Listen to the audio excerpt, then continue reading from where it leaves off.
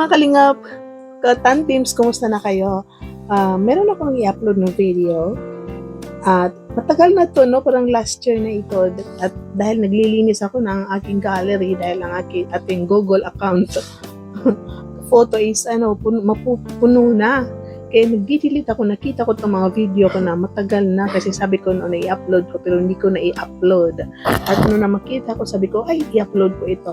At hindi ko napansin, sa kaka-delete ko nung mga nakaraang linggo, na-delete ko yung introduction niya. So, ito, i-upload ko po, no?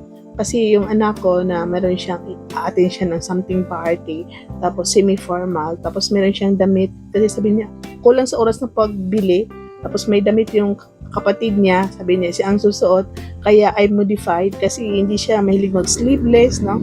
So, I modified this clothes, bumili lang siya ng organza. Sabi ko, lalagyan natin ng style para masuot mo maging formal.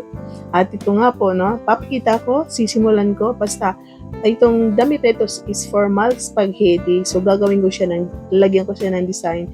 I-modify ko siya para mas lalo siyang gumanda. So, panoorin po ninyo. Enjoy watching.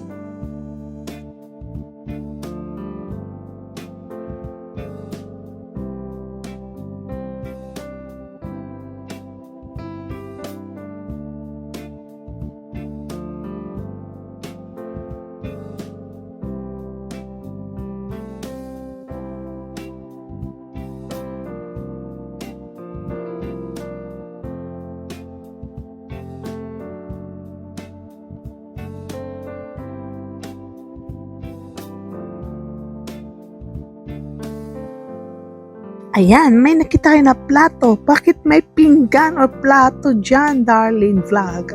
Kasi po, gagawa po tayo ng flowers or bud. Ayan, at iba-iba ang size niya. So, organza po yan at saka satin. Pinagsapaw ko siya sa baba at sa ilalim.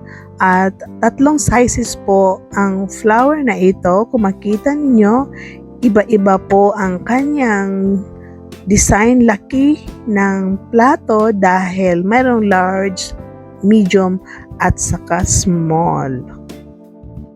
So ayan po, yan ang medium.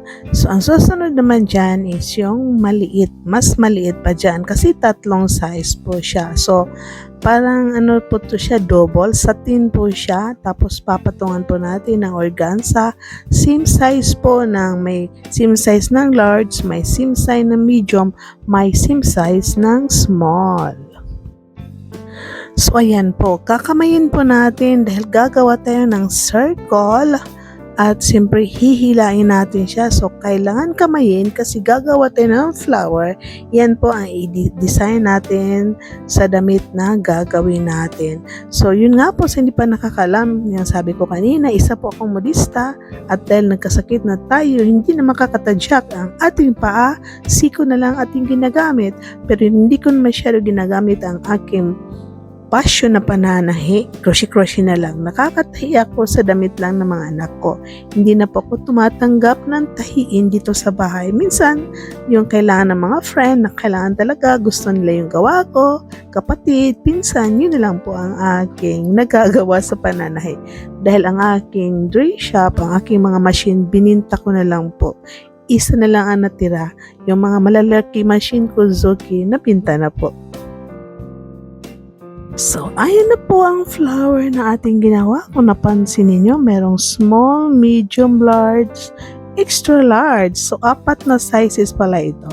So, yan nga po ang flower na ating ginawa na 4 na size. Diyan po natin ilalagay. At panoorin ninyo, abangan ninyo ang ending ng video na ito after natin ikabit yung mga flowers na ginawa natin. So, ayan na po. Bakit ko siya lalagyan ng sleeveless? Kasi itong anak ko yung mahaba ang buhok. Nakita niyo naman sa vlog doon sa diet. Mahaba ang buhok. Sanay siya magsuot ng sleeveless. Itong panganay ko na girl, yung kulot ang buhok, mahihain siya. Since maliit pa siya, ayaw niya mag-sleeveless, nahihiya siya. So, lumaki siya na hindi siya nagsisleeveless. Pag kami ang kasama niya, nagsisleeveless siya. Pag ibang tao, nahihiya siya. Kasama niya sa trabaho, mga friends, nahihiya siya.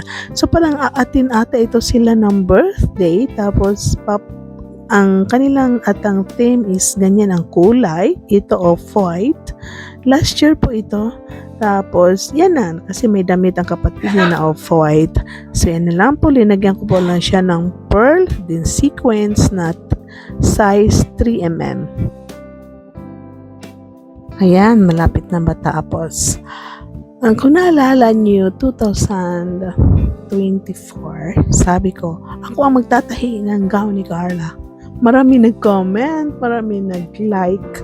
Sa vlog yun ni Kalinga Prab, nakalimutan ko anong episode. Tuwang-tuwa ko kasi parang marami nag-like, may nag-comment. Ang time na yun is hindi pa ako reactor. So hindi ko na-reactionan, hindi ko na-save o na-screenshot ang mga comments nila. Pero yun nga po, sabi niya, sige madam, ikaw ang tatahi. Pero ngayon, ang dami-dami ng sponsor ang Jomcar, si Carla. So marahil sila ang mag-sponsor ng damit ni Carla. Pero kung may sponsor dyan na gusto niyo ako tatahi, ako na lang ang kalabitin ninyo. Oh darling, ako ang sponsor ng gown ni Carla. Pwede ikaw at tumahi, ikaw ba tatahi, ikaw ba manahi, para ano ba sa Tagalog, ikaw ang tumahi, so ganun. So pwede rin, no? Kailangan bago ang kasal, ilang months, tatahiin natin ang gown ni Carla. So yun nga po, no? Very proud siguro, no? Kung ako ang makatahiin ng gown ni Carla. So yun nga po, simple lang po yan. Dahil yun nga po, ang ating purpose is malagyan ng sleeveless. May nisin sa akin ng anak ko na picture. Yan, nag-selfie siya doon. At ang nangyari nung updated ko ang aking messenger, hinahanap ko siya, nawala. So, yun nga po, no? Nawala sa inanak ko yung anak ko. Sabi niya, Mami, na-delete ko. So, ewan, gusto ko sana i-attach dyan yung selfie niya habang suot-suot niya ang damit na ito. So, sayang, no? So, sana, excited ako pag ako natahin ng damit ni Carla. Paano kaya, no? Payag kaya si Carla? Payag kaya ang mga sponsor? Or ako na lang kayo mag-volunteer. Mga kalingap, mga Jomcar, ako ang tatahin ng gown ni Carla. So, gusto nyo ba? Or mag-order na lang tayo sa Shopee? Hindi pwede sa Shopee. Dapat talaga yung magaling na fashionista, designer, modista ang gagawa ng gown ni Carla. So, hanggang dito na lang.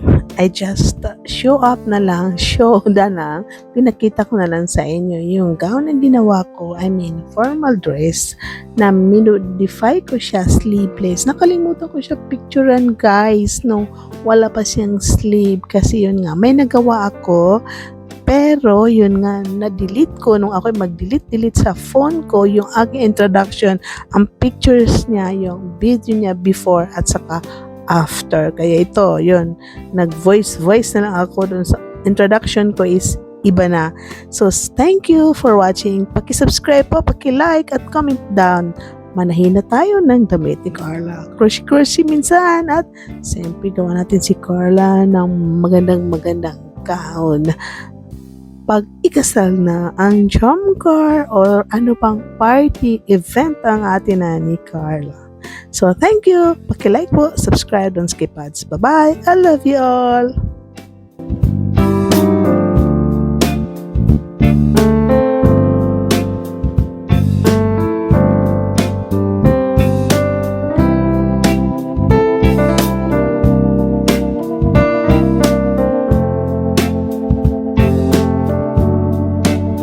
Ayun, sana nagustuhan niyo ang ating video kasi yun nga po, ako isang modista, designer, pero hindi na natin masyado na practice ang pagtatay dahil nga po, hindi na natin nakakatadyak. At pag ako nananahi, kamay ang ginamit, siko ang ginagamit ko, minsan na kamay, pero pag i-sketch, nandyan pa yung pag-sketch natin. Ang nahirapan ko lang ngayon, yung pagkakat pag malaki na gown kasi siyempre, ang pag-cut po natin, di ba po? So yes, yan nga po, nililito na nabubulol na tayo. So, kung may gusto kayong ipaayos, ipa-modify na mga tila ninyo na lumang damit, pwede nyo ipagawa sa akin, no? Pero malayo pala kayo. So, pwede nyo ipa-janti o ulitin ko, di-design ko, i-modify ko, ibabalik na naman sa lugar ninyo. Janti lang po tayo. So yan, sana nagustuhan nyo sa mga kaibigan dyan, sa mga supporters natin, mga subscriber. Paki-like mo ang video, paki-subscribe. Thank you po sa panunod. Shoutout sa Team Kalingap, kay Kuya Bal, Atina Vlogs, Kalingap Rab, lahat na reactors, siyempre, mga vloggers, ang Chomcar at ang mga supporter sponsor ng Team Kalingap. Bye-bye! Enjoy watching. God bless you all!